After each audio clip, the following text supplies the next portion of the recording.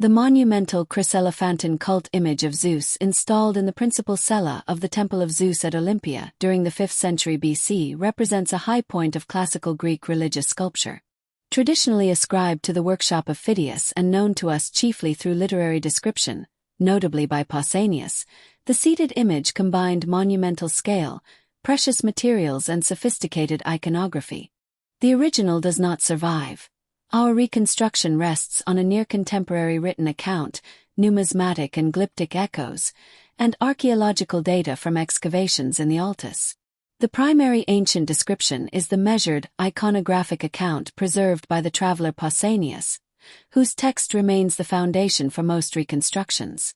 Pausanian detail, robe ornament, the small victory, Nike, in the deity's right hand and other details, provides the essential design vocabulary.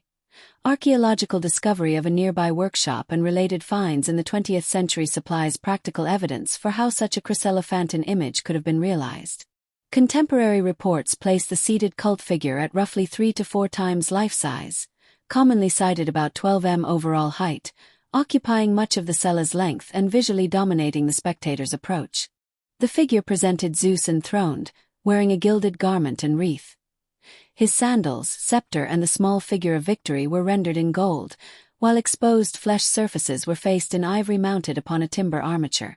In the vicinity of the temple, scientists excavated the workshop, where the huge statue supposedly was manufactured. Chryselephantine practice required an integrated sequence of carpentry, metalwork, ivory carving and gem setting. The surviving excavations of a workshop area near the temple yielded gold working tools, ivory splinters and clay molds. There is also a cup inscribed with a sculptor's name that was found in the workshop, though the inscription is considered by some scientists a forgery.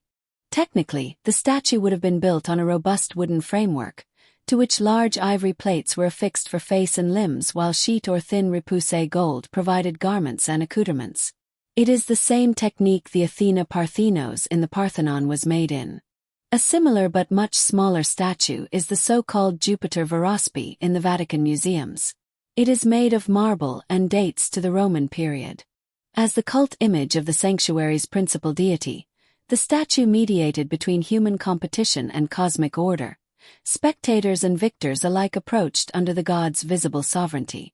The ensemble therefore functioned as both focus of cult and as monumental statement about political religious authority. Ancient testimony and later Byzantine traditions offer competing accounts of the statue's end. Literary sources indicate that the image remained an object of pilgrimage into Roman times, but by late antiquity the shrine had been suppressed and the sanctuary fell into disuse. Secondary traditions place the cult image's removal to the imperial capital and its destruction there in a palace fire. The absence of physical remnants renders final resolution impossible, but documentary strands and the archaeological context argue that the statue's exceptional materials and size ensured it remained central to memory long after its physical disappearance.